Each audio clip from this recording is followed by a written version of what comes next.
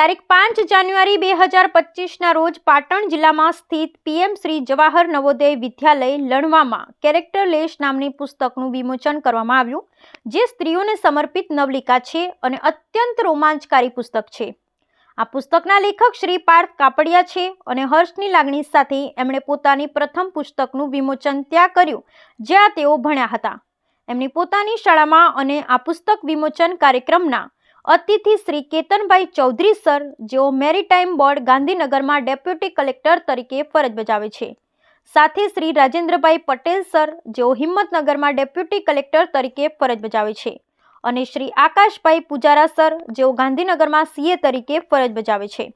આ ત્રણેય મહાનુભાવોએ પોતાની હાજરી આપી ચાર ચાંદ લગાવી દીધા હતા.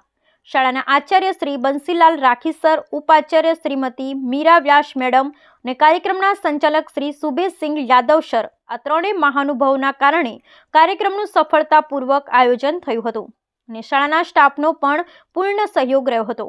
શાળા દ્વારા અતિથિઓનું શાનદાર સ્વાગત કરવામાં આવ્યું, એમને એક માન આપવામાં આવ્યું હતું અને સૌથી સુંદર વાત એ હતી કે માનનીય ત્રણેય અતિથિઓ આ શાળાના જ ભૂતપૂર્વ વિદ્યાર્થીઓ હતા. લેખક શ્રી પાર્થ કાપડિયા અને એમના મિત્રો ને કુટુંબીજનોએ પણ કાર્યક્રમમાં હાજરી આપી હતી.